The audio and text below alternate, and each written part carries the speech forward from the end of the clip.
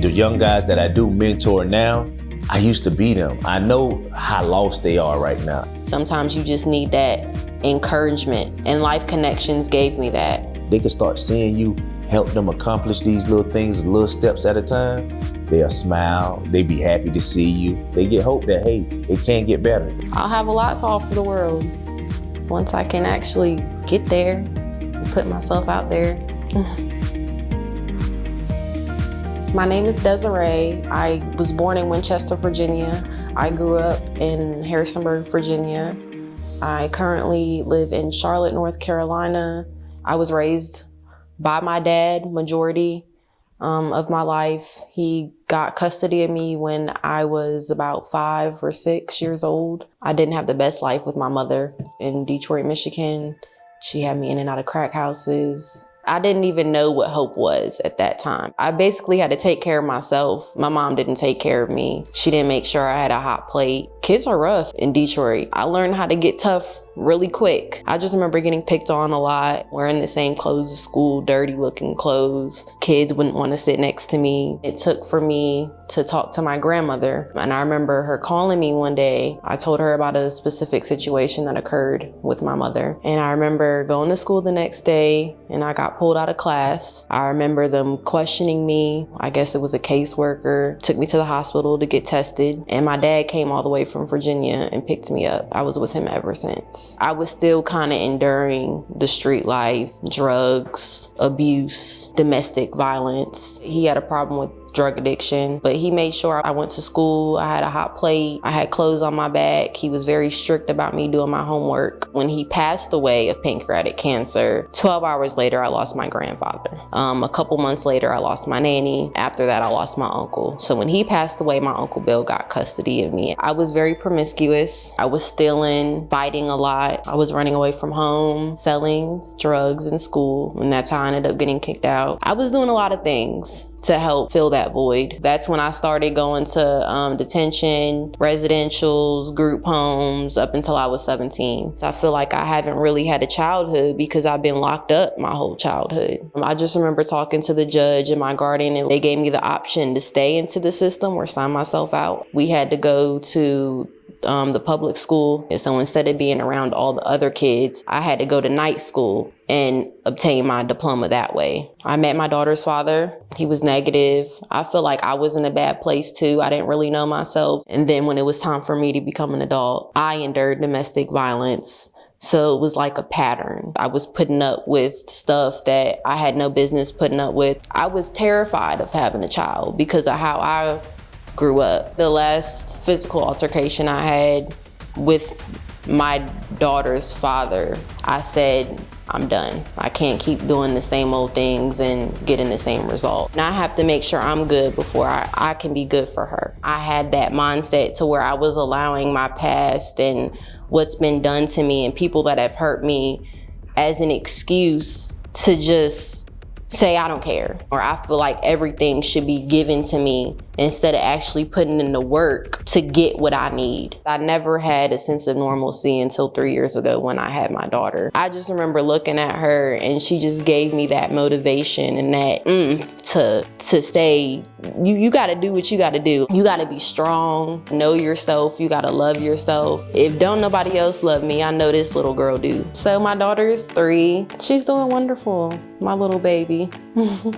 I just want to give her the opportunity that I was never given. I want a different life than what I had growing up. I know that the world has more to offer for me and my daughter. I'm wonderful. I mean, I feel like I'm way better mentally. I'm at a better headspace than I was. I'm sober from smoking marijuana. It feels wonderful. I feel like I'm more level-headed. I was just able to place myself around people that they didn't play victim. I'll have a lot to offer the world once I can actually get there and put myself out there.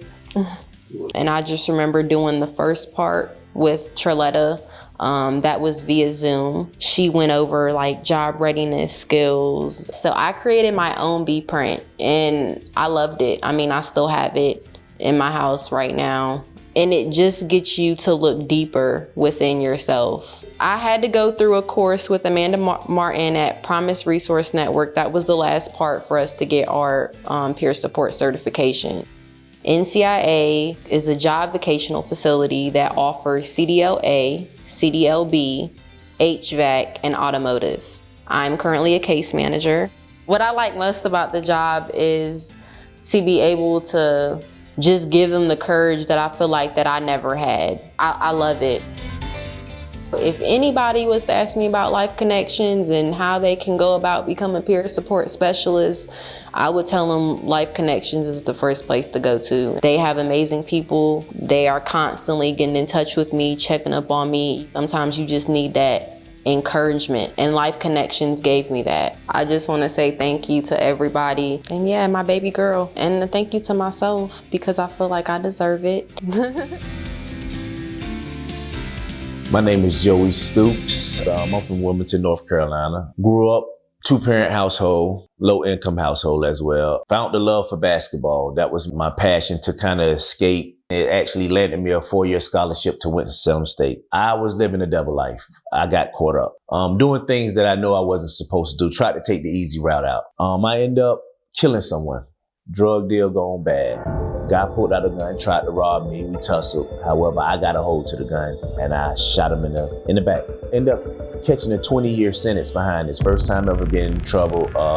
Basketball coaches came out, high school teachers came out. Everybody wanted to speak on my behalf and say I really wasn't that person. But I'm here to say I was that person, you know. So when the judge said he sentenced me to 205 to 255 months, at the time, my brain couldn't process it. While in prison, I joined the gang. I was looking for a sense of home, a sense of family, a sense of something that was missing. It was more or less about killing each other, stabbing each other, cutting each other. I said, I can't do this anymore. One day, my mom came to visit me in prison. We had to go behind the glass because I had got an infraction. And I seen that still, I haven't learned my lesson. I'm in prison and I'm still getting in trouble. And these are exactly her words. You have to be stupid, Joey. You're already locked up, then lock yourself up again. You in the hole right now.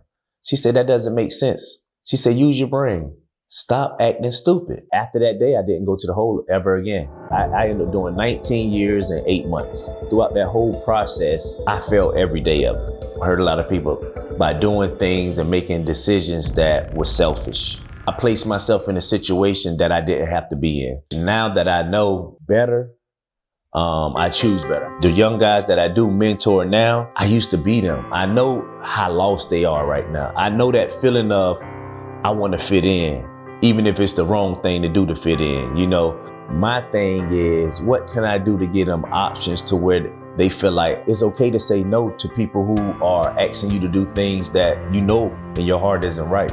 When I got released from prison, I got connected with Life Connections. I ended up getting with Mr. Smith. Just the knowledge and the information that he passed on to me gave me hope and sense to say, hey, you know what? We can make a difference out here. With this whole Life Connection, I realized it was a family. In the mix of doing this, I was going to Trans Tech to get my CDLs. Then right after that, I got certified for the state of North Carolina to practice peer support. It's only because I made a conscious decision that, hey, I'm not gonna go back to the streets and live a life of crime. We all make bad decisions as humans, you know, it's life. But just because we made that one bad decision, does that mean that that decision defies who that person is? Or could that person really change? And I said, you know what? I'm gonna change. I gradually had to stop thinking like I was thinking at one point and fill it with good thoughts. Once you start replacing those bad habits with good habits, then you'll start seeing the satisfaction. Being a mentor is just wonderful. It's what I love to do, is give back to the community. However, these kids get lied to so much. They don't trust anybody. Nobody come through for them. Once they see that you care about them, then they'll open up. They can start seeing you help them accomplish these little things, little steps at a time. They'll smile. They be happy to see you. And they get hope. They get hope that, hey, it can get better. It's gonna get better. So just to see a difference and see them smile, man, I love it. It's not just Life Connections mentoring. We reach out to the Juvenile Justice Detention Center. We reach out to schools. I'm working in Stanley County Academy. This is an alternative school. So Mr. Glenn Smith, gave me this book called The Bee Print. I felt like this right here could really make an impact with these kids. You know, one thing I learned about Life Connections is if you take a child out of a community that is toxic, you know, a bunch of drugs, violence, and all this kind of stuff. If you could take them out of that community, you could actually see this child thriving. They allowed these kids to be kids. You know, when they're in their community, they have to be rough around the edges. They have to survive. But once we took them out of that community, I saw the smiles, I saw the manners, the yes sir, no sir. These are memories that these kids can never forget. We're family, man. I love it. Even after all these long hours of mentoring and working with these kids, I still get these phone calls from my staff, from my supervisors, just to check on me and make sure that my mental health is good as well, because it's hard work, you know, just to be able to reach these kids. As long as we've been here, guess what? We still got a lot of work to do. Where I see Life Connections going in the future, you know, there's really no limit to how many kids we could reach if we keep doing exactly what we're doing. When I say I love what I do, I love what I do. I do. I really do.